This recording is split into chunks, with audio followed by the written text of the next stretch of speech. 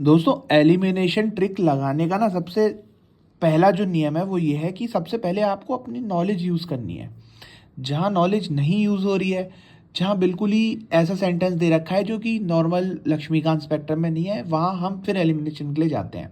जैसे question number 4 देखो, the NGT 2010 was enacted in consonance with which of the following of the constitution.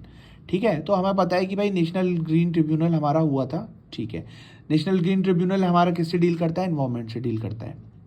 Option पढ़ते हैं। Right to healthy environment as given in article 21, provision of grant of raising level of administration in scheduled area for welfare of scheduled tribe. भाई national green tribunal लाने का मतलब क्या था? National green tribunal लाने का सबसे पहले आपको पर्पस पता होना चाहिए ना, उसका शेड्यूल्ड ट्राइब या किसी कम्युनिटी के वेलफेयर के लिए बात, मतलब स्पेसिफिक उसकी नहीं था कि हम एससी का वेलफेयर कर देंगे, एसटी का वेलफेयर कर देंगे।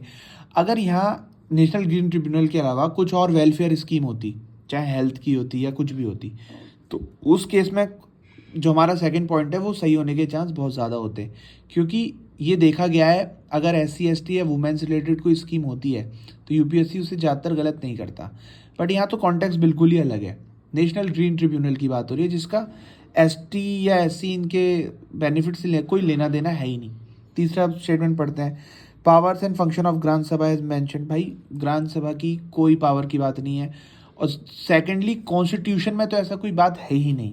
ठीक है, तो साफ सीधी सी बात है कि सीधा सीधा नेशनल ग्रीन ट्रिब्यूनल, क्योंकि आप लक्ष्मीकांत में भी पढ़ोगे आर्टिकल 21 में दे रखा है कि राइट टू हेल्थ इन्वायरमेंट, तो उसको कहीं ना कहीं इफेक्ट करता है इसका, इसलिए इसका आंसर हो जाएगा ओनली 1।